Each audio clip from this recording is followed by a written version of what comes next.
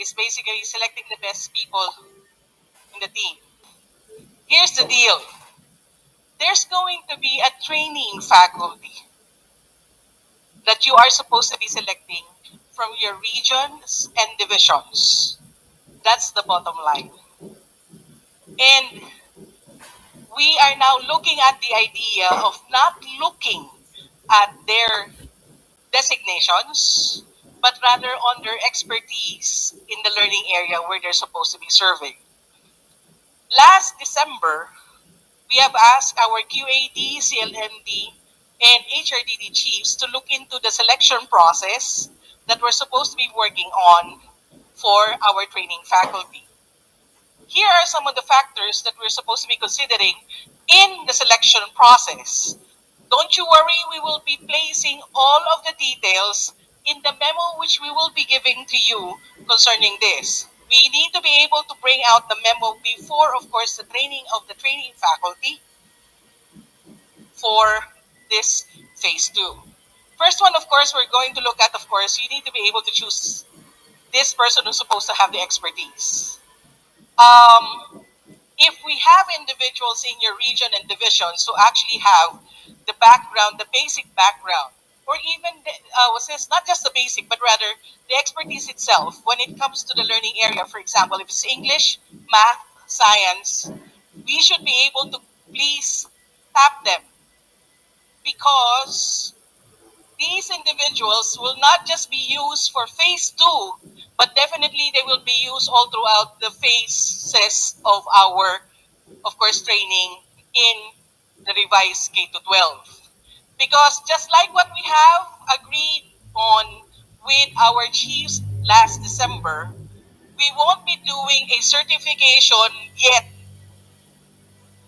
of the training faculty because once they have been certified, we will now call them as vetted faculty. I know that there are, of course, HRDD chiefs who would go and say, what is going to happen to the learning facilitators pool that we have? May I also point out that we will not be getting just the learning area expertise of these individuals, but we also have to go and ask you to see if you have experts of the learning area at the same time. They should be your learning facilitators, part of your pool for the learning facilitator, or they may be assessors already. Because we need to be able to have all of them in one. If not, you might have individuals who have the potential to be one because we were told that we are already losing much of our learning facies to different areas already because they are being promoted because of the things that they do and the things that they share. So we're losing much, but I don't think we're losing much because we're going to go and have these leaders, these managers managing divisions or managing their own, shall we say, area or divisions, and we will have more people, right, coming in. Okay. Then next, aside from the expertise, dear, aside from the expertise, my dear individuals who are supposed to be manning the PPTs, okay, communication skills. Because part of the deal is, if these individuals have the brains, but they cannot be able to communicate what needs to be communicated, then we have lost a very valuable piece of information. Just like what is happening to all of the things around us, if you have clickbaits around you, people will just go and click that because they have a very good, shall we say, presentation. But we know that more often than not, they either give you bad information or they give you disinformation. They just make you get hooked into that, right?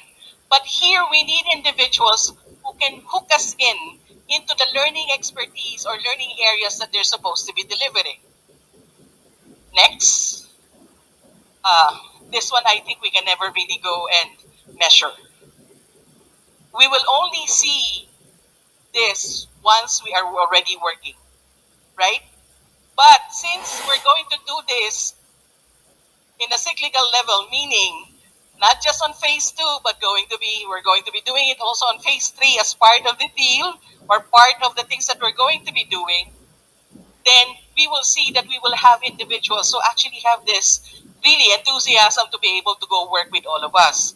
Remember, there are cases wherein these, since they're supposed to be going down, they are supposed to be going down to the schools.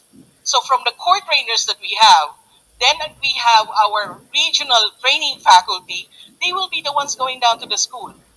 It will no longer be the work of our core trainers. Once they have been trained and they have their training resource packages, they will be the one delivering all this to the school. So therefore, we need to have individuals who really want to do it and who actually want to go and be of service. Okay, next. I think that speaks for itself, right? Because if these individuals could be able to go and build a very good reputation, not just on the learning area, but the way they deal with people. Because in facilitation, even if you're the best person, the most knowledgeable person in the learning area, but you cannot connect with the people you're working with or you're delivering this particular piece to, then all is lost once again. Okay. Next. Okay, I think I have mentioned that also. Because there are, of course, activities that they need to be able to go and jump in. There was this the training resource package, which has been developed or have been developed by our curriculum and teaching strand team, and all other regional and division writers. They are focused not on the school leaders, but they are focused on the teachers. So the training that they will be given by the core trainers, the training faculty will be receiving from the core trainers actually an orientation of how the material will be used. So the focus of the training resource package is basically for the teachers, not for school leaders. Okay? Then they need to be able to have this because we're moving forward to another era of doing presentations. It's not just face to face. We have to be able to go and find ways in order to use technology to our advantage. Many of our friends, when we introduced the idea of making things online or doing things online, they told us, Marie, that's a big task. It's a great challenge. And we said, what can we do? Budget, and of course, people will need to be used correctly and intelligently, efficiently also at this time. If other countries like Malaysia, Indonesia, and all the other Southeast Asian countries at this point are using already online trainings coupled with some of the face-to-face activities, then I think Philippines need to be able to follow through and check and see based on our context how can we be able to go and use all of these correctly. I know was this once we will tell you that on April we will be having a training already for the vetted or the training faculty wherein two grade levels will actually be fused all at the same time in that particular week, and there will be two regions who will actually be hosting us for this particular thing. I don't want to preempt you on that particular part. May I just point out, we need to be able to also not just help them in the interactive teaching style and presentation styles, but we also have to be able to go search for the best place where these trainings can be conducted.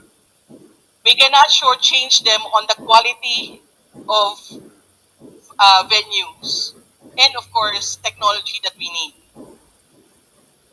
Okay, next. Um, we need to be able to go and utilize the feedback every debriefing each day. Because every class, we no longer be having consists a very big plenary sessions, but all of the sessions that will be done per class. So if you're grade 2, then you will have your class opening, closing within that particular session, and a maximum only of 50 people in one class. You can go by minimum, yes, you may, but the maximum will have to be 50. And you have 11 program management team inside that particular class. Meaning, you now have people who will be working as class managers, facilitators, process observers, and documenters, and M&E personnel. So we have listened to, of course, the the result of the M&E in phase one, and we were told that there were only 3 people in one class or three in every session, and sometimes most of them are actually already becoming very sick because they have to go in one session and move to the other. But what's going to happen now is you now have one big group who will actually be helping you out in your class. You will not be doing it on your own. There will be a team of individuals with you. Okay? And we have budgeted that per class. So the number of teachers, we divided that into 50 per class. And then we have 11 people, class managers, facilitators, process observers and documenters, and M&E in one class. They can also do a split if you wish to, especially if they have a very small team and they can move to the other one. That depends on, of course, the team itself. Now, flexibility and adaptability, of course, you know that every time there's going to be an activity, sometimes the sessions have prepared you for something, but there will always be, shall we say, something that will come out that is actually unexpected, especially questions or concerns of participants. And they need to be ready on their toes. They have to be quick on their toes to answer and maybe, of course, provide context for each and every participants that they have. And by the way, we have resolved also the problem concerning grades 3 because grade 3, they're supposed to be self-contained and uh, disciplinal. And what we did right now is basically to provide a budget for disciplinal and, shall we say, um, standalone, for the standalone and disciplinal. So if you have teachers who will be going into each learning area for grade 3, they can do so. Now you also have a group where a standalone teacher who will be teaching all subjects. That's another. So we have actually separated these two at this point for grade 3. I hope that will be okay. So hindi na po ninyo po problemahin yung problema ng grade 4 last year. Di mo ba? Nahirapan at nag-extend kayo, nagkulangan tayo ng budget. Ngayon po, ginawa namin ng paraan. Hopefully, that would actually go and help you out. Then next, we would like to go and tell you that these individuals should be able to go and have at least completed certain trainings or even the recognitions that you have given for in your region or even division.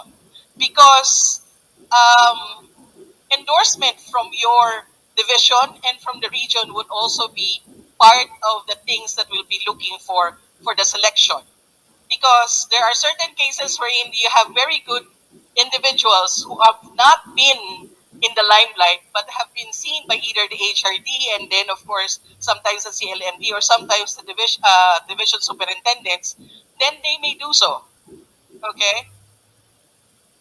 Excellent facilitation skills, proficiency in both English, Filipino, and computer literacy. Mhm. Because we can no longer afford individuals who will go and shout once they go and press a button and they have something happen to the presentation. Okay? Next. Performance. This is non-negotiable. They need to be able to have this particularly at least very satisfactory for the last 2 years. For for non-teaching personnel, when we say non-teaching, I hope I'm going to go and say this. Because there are certain cases you have specialists, right? So we are going to go look at the idea of having your specialists who are experts also in their field to come in. So we will not go and say, okay, specialist ka, so SEPs ka, wag kang papasok. Eh, paano kung yan naman ay specialist even before they became your SEPs? So kailangan po natin silang matap. Di po ba? And also an opportunity for growth din po ito. Because we have to remember, once they have become SEPs, it's already a dead end for them. So we have to be able to provide them the opportunity to move to another place so that they will be what? We could be able to go and see them and provide service for us again in a different field. Okay. Next, uh, since this will be run for about 2 weeks, they need to really be fit. They really need to be fit. I'm not just talking about horizontally horizontally gifted individuals, but I'm talking about the individuals who are supposed to be not just on the waistline, but rather on the idea that they could be able to go up, down, walk a little bit without having problems with breathing. And this, I think, we need to be able to look into. So please, once you go and select your people, please ensure that they are medically given the thumbs up by their doctors that they can really go and work for us for 2 weeks. Mahirap po, baka isa-isa silang nawawala dahil nagkakasakit na. Kung meron naman po silang sakit na, baka kailangan din natin silang tulungan at magawa ng paraan doon sa loob ng school na may welfare talaga tayo, which is non-negotiable for program management, di po ba? Okay. At teka muna, balik po tayo doon sa kabila. Ako po, maaari po akong matanggal dito kasi nakalagay sa kanila, preferably below 50. Eh, ako po ay nasa 50 na, mataas-taas na rin. Sinasabi ko lang po, preferably, pero hindi naman po natin sinasabi na yung anybody who's supposed to be above 50 can no longer work. And I'm going to go say, if there's anybody who's actually already 60 but can still work, please accept them because of their expertise. Part of the deal is, was this, these individuals are supposed to be our wiser and shall we say more mature individuals in the field, and we need their expertise here. But of course, we need to be guaranteed that they are physically fit to be able to do the task. But maybe assistance will have to be done, will also have to be given. Ma'am, sir, why are we pointing this out at this point in time? Hello? Okay, and I'm talking also to those individuals in the call. Um, was this, we have to really do away with the idea of looking at the individual because they are nearer the kitchen. We have to really go and look for individuals who could be able to deliver what needs to be delivered to our teachers. Because if we fail to choose or select the best one, the creme de la creme in your region, just because we would like to give an opportunity to individuals who do not have the ability because we like them, then I'm going to go say, your division might suffer. Because remember the anecdote that was given to us before, that a lawyer would go, if they make mistakes, they put their mistakes where? Behind bars. If the doctors make mistakes, they put their mistakes 6 feet under the ground. But if the teachers or the facilitators will make their mistakes, not just lifetime, Ma'am Evelyn, but we will multiply the mistakes 100-fold because they will be meeting a lot of teachers, they will be meeting a lot of students, and generation of individuals will be carrying the mistakes that these individuals who are not really that qualified enough to be able to come in. That's why we would like to go. We have placed this discussion, or shall we say, this particular piece of discussion here for the executives, because we would like to really go and plead with you concerning this, that we look at the criteria that has been set, which we will be given, of course, in the memo. And there's going to be a time for you to be able to select from your division to your region of the best people that you can go and provide. Like and subscribe to the L&D channel on YouTube using the link youtube.com/@learn-to-lead channel.